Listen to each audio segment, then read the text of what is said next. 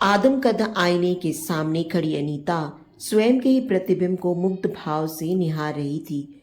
उसने कान में पहने डायमंड के इयररिंग को उंगली से हिलाकर देखा। खिड़की से आ रही धूप इयररिंग से रिफ्लेक्ट होकर उसके गाल पर पड़ रही थी, जिससे वहां इंद्रधनुष चमक रहा था। अनीता ने आईने में दिखाई देने वाले अपने प्रतिबिंब पर स्नेह से हाथ फेरा। फिर वह अचानक शर्मा सी गई। इसी के साथ वह बड़बड़ाई, वाओ, आज तो रोहित मुझे जरूर कॉम्प्लीमेंट देगा। फिर उसके मन में आया कि यदि यह बात माँ सुन लेती तो कहती कि रोहित कहती है वह तेरा प्रोफेसर है। So what. अनीता ने कंधे उचकाए और आईने में स्वयं को देखकर एक बार फिर मुस्कुराई। अनीता शायद कुछ देर तक स्वयं को इसी तरह आईने में देखती रहती, लेकिन तभी माँ की आवाज उसके कानों में पड़ी, अनीता, खाना तैयार है। आई मम्मी, कहकर अनीता बाल ठीक करते हुए डाइनिंग टेबल की ओर भागी। अनीता का ये लगभग रोज का कार्यक्रम था। प्रोफेसर साहब के यहाँ जाने से पहले आईने के सामने वह अपना अधिक से अधिक समय स्वयं को निहारते हुए बिताती थी। शायद आईने को भी ये सब अच्छा लगने लगा था, इसलिए वह भी अनीता को थोड़ी देर बांधे रखना चाहता था। इसीलिए तो वह उसका इतना सुंदर प्रतिबिंब दिखाता था कि अनीता स्वयं पर ही मुग्ध होकर निहारती रहती। आईना ही क्यों, अनीता को तो जो भी देखता देखता ही रह जाता। वह थी ही इतनी सुंदर, छरहरी, गोरी काया, बड़ी बड़ी मछली काली आंखें, घने काले लंबे रेशम जैसे बाल। वह हंसती तो सुंदरता में चार चांद लगाने वाले उसके गालों में गड्ढे पड़ जाते थे। उसकी मम्मी उससे अक्सर कहती थी, तू एकदम अपने पापा जैसी लगती है, एकदम उनकी कार्बन कॉपी। इतना कहते कहते अनीता की मम्मी की आंखें भर आती और वे दीवार पर लटक रही अनीता के पापा की तस्वीर को देखने लगती। अनीता जब 2 साल की थी तभी उसके पापा का देहांत हो गया था। अनीता को तो अपने पापा का चेहरा भी ठीक से याद नहीं था। उसकी मम्मी जिस स्कूल में नौकरी करती थी उसी स्कूल में अनीता की पढ़ाई हुई थी।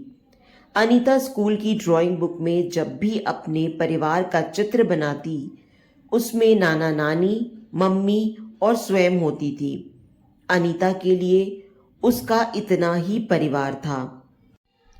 अनीता के लिए पापा यानी घर की दीवार पर लटकती तस्वीर से अधिक कुछ नहीं थे। कभी मम्मी की आंखों से पानी बनकर बहते तो कभी एल्बम के ब्लैक एंड व्हाइट तस्वीर में स्वयं की गोद में उठाए खड़ा पुरुष यानी पापा। अनीता की क्लासमेट अक्सर अपने अपने पापा के बारे में बातें करती। टेलीविजन के विज्ञापनों में पापा के बारे में देखकर अनीता शुरू शुरू में कच्ची उम्र में पापा को मिस करती थी, परंतु धीरे धीरे उसने मान लिया कि उसके घर में 2 स्त्रियां, वह और उसकी मम्मी रहती हैं और आगे भी वही दोनों रहेंगी। बिना बाप की छत्र छाया में पली बड़ी अनीता कॉलेज की अपनी पढ़ाई पूरी करके कब कमाने लगी उसे पता ही नहीं चला। वह फाइनल ईयर में पढ़ रही थी, तभी वह अपने एक प्रोफेसर रोहित के यहाँ पार्ट टाइम नौकरी करने लगी थी। डॉक्टर रोहित एक जाने माने साहित्यकार थे, यूनिवर्सिटी में head of department. Anita economic लेकर बीए करना चाहती थी, परंतु रोहित का लेक्चर सुनने के बाद उसने हिंदी को अपना मुख्य विषय चुना था। डॉक्टर रोहित अनीता में व्यक्तिगत रुचि लेने लगे थे। उसे नई नई पुस्तकें सजेस्ट करते। किसी पत्रिका में कुछ छपा होता तो पेज नंबर सहित रेफरेंस देते। यूनिवर्सिटी की ओर से प्रमोट करके 1-2 सेमिनारों में भी अनीता को भेजा था। अनीता डॉक्टर रोहित की हर परीक्षा में प्रथम आने के लिए कटिबद्ध रहती थी। इसलिए डॉक्टर रोहित अनीता से हमेशा कहते थे कि वे उसमें बहुत कुछ देख रहे हैं। वह जीवन में जरूर कुछ बनेगी। डॉक्टर रोहित जब भी अनीता से यह कहते तो कुछ बनने की लालसा अनीता में जोर मारने लगती। उन्होंने अनीता को अपनी लाइब्रेरी में पार्ट टाइम नौकरी दे रखी थी। डॉक्टर रोहित जाने माने नाट्यकार, उपन्यासकार और कहानीकार थे। उनकी हिंदी की तमाम पुस्तकें पाठ्यक्रम में लगी हुई थीं। उनका लेक्चर सुनने और मिलने वालों की भीड़ लगी रहती थी। वे यूनिवर्सिटी से घर आते तो रात 10 बजे तक उनसे मिलने वालों की लाइन लगी रहती। नवोदित लेखकों से लेकर नाट्य जगत, साहित्य जगत और फिल्मी दुनिया के लोग भी उनसे मिलने आते थे। अनीता यूनिवर्सिटी में डॉक्टर रोहित को मात्र अपने प्रोफेसर के रूप में जानती थी। डॉक्टर रोहित पूरी क्लास को मंत्र मुग्ध कर देते थे। यह भी उसे पता था। उसी क्लास में अनीता भी तो थी। अनीता डॉक्टर रोहित की क्लास कभी नहीं छोड़ती थी। लंबे, स्मार्ट, सुदृढ़ शरीर वाले डॉक्टर रोहित की आंखों में एक अजीब सा तेज था। सामान्य रूप से वे हल्के रंग की शर्ट और ब्लू डेनिम पहनने वाले डॉक्टर रोहित पढ़ने के लिए सुनहरे फ्रेम वाला चश्मा पहनते तो अनीता मुग्ध होकर उन्हें ताकती ही रह जाती। जब वे अनीता के नोट्स या पेपर्स की तारीफ करते तो उस दिन अनीता हवा में उड़ने लगती। फाइनल ईयर में जब डॉक्टर रोहित की क्लास खत्म होने वाली थी तो एक दिन प्रोफेसर साहब ने उसे मिलने के लिए डिपार्टमेंट में बुलाया। अनीता उनके कक्ष में पहुंची तो उन्होंने कहा, अनीता, मैं देख रहा हूं कि इधर तुम्हारा ध्यान पढ़ाई में नहीं लग रहा है। तुम अक्सर मेरी क्लास से गायब रहती हो। पहले 2 सालों में तुम फर्स्ट क्लास आई हो। यदि तुम्हारा यही हाल रहा तो इस साल तुम पिछले दोनों सालों की मेहनत पर पानी फेर दोगी। अनीता कोई भी जवाब देने के बजाय रो पड़ी। डॉक्टर रोहित अपनी कुर्सी से उठकर अनीता के पास आकर खड़े हो गए। उन्होंने अपना एक हाथ अनीता के कंधे पर रख दिया। उनके हाथ रखते ही अनीता को लगा जैसे वह हिमालय के हिमाच्छादित शिखर के सामने खड़ी है। उसके कानों में घंटियों की आवाजें गूंजने लगी थीं। तुम्हें किसी से प्रेम हो गया है क्या? प्रोफेसर रोहित ने पूछा। अनीता ने रोते रोते गर्दन हिलाकर इनकार कर दिया। तो फिर? सर, मैं नौकरी करती हूँ, इसलिए पढ़ने के लिए समय कम मिलता है। क्यों? डॉक्टर रोहित ने आश्चर्य से कहा। शायद तुम्हें शिक्षा के महत्व का पता नहीं है। शिक्षा केवल कमाई का साधन ही नहीं है। शिक्षा संस्कार, जीवन शैली और हमारी परंपरा है। कमाने के चक्कर में तुम्हारी पढ़ाई में रुचि खत्म हो गई है।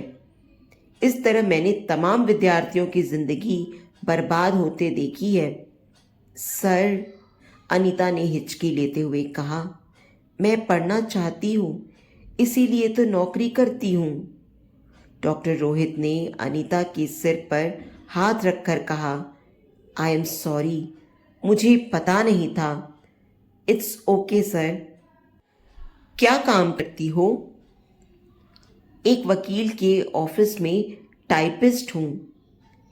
मैं नई किताब लिख रहा हूँ। मेरी रिसर्च असिस्टेंट के रूप में काम करोगी? डॉक्टर रोहित ने पूछा तो अनीता ने आंसू पोंछते हुए हाँ में गर्दन हिला दी। उसी दिन से अनीता डॉक्टर रोहित की रिसर्च असिस्टेंट के रूप में काम करने लगी। इस बात को आज 2 साल हो गए हैं। अनीता ग्रेजुएट हो गई है। वह फर्स्ट क्लास फर्स्ट आई थी यूनिवर्सिटी में। डॉक्टर रोहित एक किताब खत्म होते ही अगली पर काम शुरू कर देते। इस तरह अनीता का काम चलता रहा। अनीता ने एमए में एडमिशन ले लिया था। डॉक्टर रोहित अक्सर उससे कहते, अनीता, तुम्हें पीएचडी करनी है। मैं तुम्हारे नाम के आगे डॉक्टर लिखा देखना चाहता हूँ। फिर तो कभी कभी अनीता बैठी पढ़ रही होती तो कागज पर लिख देती, डॉक्टर अनीता रोहित। फिर शर्माकर उस कागज पर इतनी लाइनें खींचती कि वह नाम पढ़ने में ना आता। परंतु बार बार कागज पर लिखने की वजह से यह नाम अनीता के हृदय में इस तरह रच बस गया कि वह एक भी दिन डॉक्टर रोहित को ना देखती तो उसका समय काटना मुश्किल हो जाता। पिछले 2 सालों में अनीता डॉक्टर रोहित के घर का एक हिस्सा बन गई थी। सुबह घंटे 1.5 घंटे डॉक्टर रोहित के घर काम करके वह उनके साथ यूनिवर्सिटी जाती, फिर 5 बजे उनके साथ ही उनके घर आती, तो उसे अपने घर जाने में अक्सर रात के 8-9 बज जाते, कभी कभी तो 10 भी बज जाते। डॉक्टर रोहित मूड के हिसाब से काम करते थे। अनीता को भी कभी घर जाने की जल्दी नहीं होती थी। वह तो डॉक्टर रोहित के साथ अधिक से अधिक समय बिताने का बहाना ढूंढती रहती थी। इन 2 सालों में अनीता ने देखा था कि डॉक्टर रोहित को जानने वाले तमाम लोग थे, उनसे मिलने भी तमाम लोग आते थे। अपना काम कराने और सलाह लेने वालों की भी कमी नहीं थी। फिर भी डॉक्टर रोहित एकदम अकेले थे। घर से यूनिवर्सिटी और यूनिवर्सिटी से घर, यही उनकी दिनचर्या थी। वे कहीं बाहर जाना या किसी गोष्ठी में भाग लेना पसंद नहीं करते थे। बड़ी मजबूरी में ही वे किसी समारोह में भाग लेने जाते थे। अनीता को ये सब बड़ा आश्चर्यजनक लगता था, क्योंकि डॉक्टर रोहित का लेक्चर सुनने के लिए अन्य यूनिवर्सिटी के स्टूडेंट आते थे, जबकि वे पढ़ाई के अलावा किसी से भी कोई फालतू बात नहीं करते थे। अनीता उनके साथ लगभग रोज ही गाड़ी से आती जाती थी, परंतु इस आने जाने में शायद ही कभी उन्होंने उससे कुछ कहा हो। दिन के इतने घंटे साथ बिताने के बावजूद डॉक्टर रोहित ने काम के अलावा कोई भी बात अनीता से नहीं की थी। अनीता कुछ कहती तो वे चुपचाप सुन लेते, मुस्कुराते हुए उसकी ओर देखकर उसे यह आभास करा देते कि उन्होंने उसकी बात सुन ली है। किसी बड़े समारोह या कहीं से डॉक्टर रोहित वापस आते तो अनीता बड़े ही अहोभाव से उन्हें देखती रहती। उनकी शॉल ठीक करने के बहाने, फूल या किताब लेने के बहाने अनीता उन्हें स्पर्श कर लेती। टेबल के सामने डॉक्टर रोहित बैठकर लिख रहे होते तो अनीता उनके पैर में अपना पैर स्पर्श कराकर संवेदना जगाने की प्रयास करती। डॉक्टर रोहित भी उसकी नज़रों और हाव भाव से उसके मन की बात जान गए थे, फिर भी उन्होंने अनीता से कभी कुछ नहीं कहा। अब तक अनीता का एमए हो गया था। वह डॉक्टर रोहित के अंडर ही रिसर्च कर रही थी। उसकी थीसिस भी अलग तैयार ही थी। अनीता को भी आभास हो गया था कि डॉक्टर रोहित उसके मन की बात जान गए हैं, फिर भी वे ऐसा व्यवहार करते हैं जैसे उन्हें कुछ पता ही ना हो। डॉक्टर रोहित के प्रति अनीता का आकर्षण धीरे धीरे बढ़ता ही जा रहा था। आईने के सामने खड़ी स्वयं को निहार रही अनीता ने निश्चय कर लिया था कि आज वह डॉक्टर रोहित से अपने मन की बात अवश्य कह देगी। फिर वह मन ही मन बड़बड़ाई कि प्रेम करना कोई अपराध नहीं है, प्रेम की कोई उम्र भी नहीं होती। इसी निश्चय के साथ अनीता डॉक्टर रोहित के घर पहुंची। वे लाइब्रेरी में बैठे थे। अनीता उनके सामने रखी रैक से टिक कर खड़ी हो गई। उसकी आंखों से आंसू बरसने की तैयारी में थे। उन्होंने अनीता को देखते ही कहा, अनीता, बुरा मत मानना, मेरे डिपार्टमेंट में प्रवक्ता की जगह खाली है, सरकारी नौकरी है। मैंने कमेटी के सभी सदस्यों से बात कर ली है। तुम अपनी तैयारी कर लो, तुम्हारा इंटरव्यू फॉर्मल ही होगा। परंतु मुझे यह नौकरी नहीं करनी है। अनीता ने यह बात थोड़ी ऊंची आवाज में कही। उसकी आंखों में आंसू भर आए थे।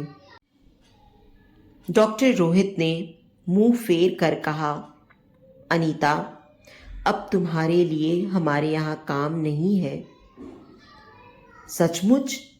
अनीता ने उनके एकदम नजदीक जाकर पूछा। हाँ, सचमुच। अनीता की ओर देख बगैर बड़े ही मृदु और धीमी आवाज में डॉक्टर रोहित ने कहा। अनीता, वहां वेतन बहुत अच्छा मिलेगा। मैं वेतन के लिए नौकरी नहीं करती, अनीता और भी ऊंची आवाज में बोली।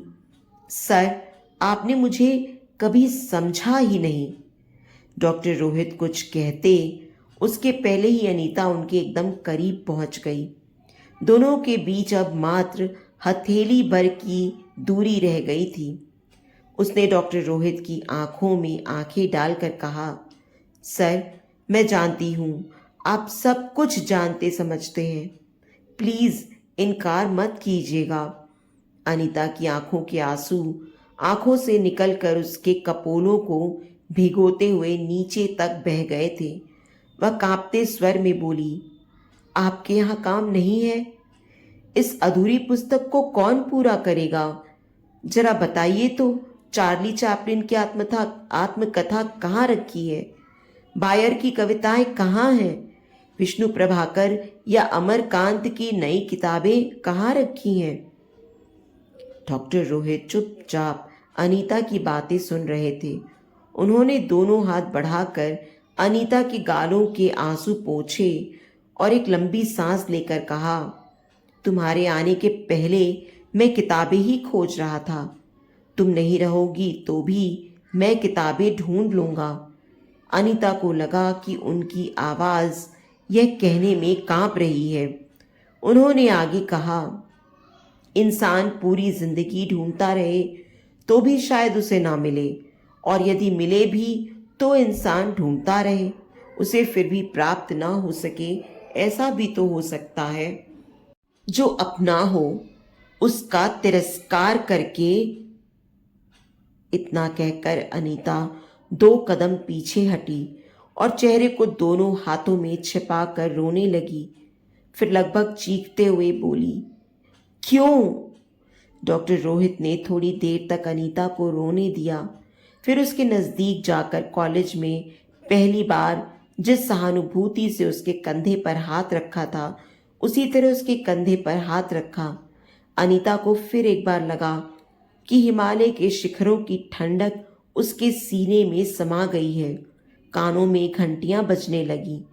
उसने स्नेहिल नजरों से डॉक्टर रोहित को देखा, फिर आगे बढ़कर अपनी दोनों हथेलियों में उनके चेहरे को भरकर चूम लिया। फिर वह डॉक्टर रोहित से लिपट गई। वह इंतजार करती रही कि उनकी बाहें उसके इर्द गिर्द लिपटेंगी, परंतु ऐसा नहीं हुआ। उसने डॉक्टर रोहित की ओर देखा। वे चुपचाप बिना किसी प्रतिभाव के आंखें फाड़े उसे ताक रहे थे। उनका चेहरा शांत, स्थित प्रज्ञ और निर्विकार था। आप मुझसे प्यार नहीं करते? डॉक्टर रोहित मात्र उसे देखते रहे। मैं आपके लायक नहीं हूं?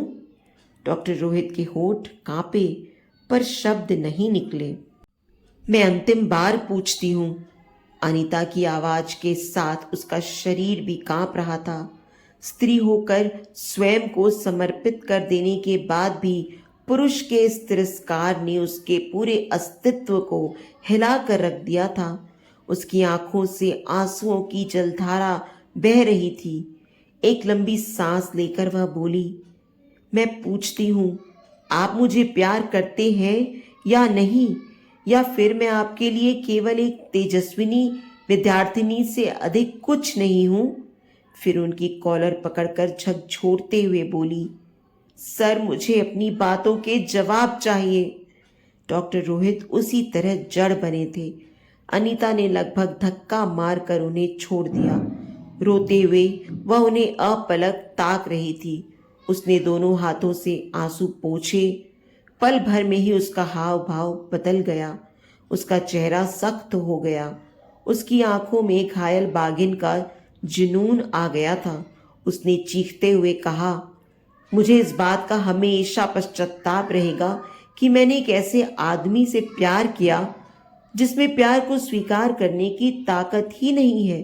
मैं तो समझती थी कि आप मेरे आदर्श हैं, समर्थ्यवान हैं, परंतु आप में एक स्त्री को सम्मान के साथ स्वीकार करने की हिम्मत ही नहीं है। जीवन में यदि कभी समझ में आए कि मैंने आपको क्या दिया है तो उसे स्वीकार कर लेना, जिस तरह हो सके उस तरह, क्योंकि आज के आपके तिरस्कार ने मुझे छिन्न भिन्न कर दिया है। जो टीस आपने मुझे दी है, हो सके तो उसे दूर कर देना, क्योंकि इस टीस के साथ जिया नहीं जा सकता। इतना कहकर अनीता तेजी से पलटी और बाहर निकल गई। उसने एक बार भी पलट कर नहीं देखा। कुछ दिनों बाद अनीता अखबार पढ़ रही थी तो अखबार में छपी एक सूचना पर उसकी नज़र अटक गई।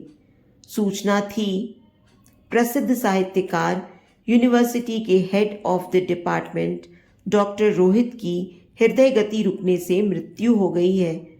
उनका। अनीता ने इतना पढ़कर पन्ना पलट दिया। रोने का मन तो हुआ, लेकिन जी कड़ा करके उसे रोक दिया। अगले दिन अखबार में डॉक्टर रोहित के बारे में 3-4 लेख छपे थे, परंतु अनीता ने उन्हें पढ़े बगैर ही उस पन्ने को पलट दिया। इसके 4 दिन बाद ही पाठ्य पुस्तक मंडल की ओर से ब्राउन पेपर में लिपटा एक पार्सल अनीता को मिला। भेजने वाले का नाम उस पर नहीं था। अनीता ने जल्दी जल्दी उस पैकेट को खोला तो उसमें वही पुस्तक थी जिसे वह अधूरी छोड़ आई थी। अनीता ने प्यार से उस पुस्तक पर हाथ फेरा, लेखक का नाम पढ़ा। उसने पहला पन्ना खोला, किताब के नाम आदि की जानकारी। दूसरा पन्ना खोला, अर्पण। मेरे जीवन की एकमात्र स्त्री को, जिसे मैंने हृदय से चाहा, फिर भी उसे कुछ दे न सका। यदि वह मेरी एक पल की कमजोरी को माफ कर सके तो मेरी इस पुस्तक को अवश्य स्वीकार कर लेना। उस किताब को सीने से लगाने के साथ ही अनीता एकदम से फफक कर रो पड़ी। पूरा ऑफिस एकदम से चौंक पड़ा। सभी उठकर उसके पास आ गए। हर कोई एक ही बात पूछ रहा था, क्या हुआ अनीता, क्या हुआ? रोते हुए अनीता मात्र गर्दन हिला रही थी। उसे खुद पता नहीं था कि उसे क्या हुआ। तो दोस्तों, उम्मीद करती हूँ कि हमारी ये कहानी आपको दिल से छू गई होगी। अगर इस कहानी ने आपके दिल में कोई कोना जगाया हो तो प्लीज़ इस वीडियो को लाइक करें और इसे अपने दोस्तों और परिवार के साथ शेयर भी करें। अगर आप हमारे चैनल पर नए हैं तो इसे सब्सक्राइब करना बिल्कुल ना भूलें और हाँ, नोटिफिकेशन बेल को भी ज़रूर दबाएं ताकि हमारी अगली कहानी का अपडेट सबसे पहले आपको मिले। आपके प्यार और समर्थन का हमेशा इंतज़ार रहेगा।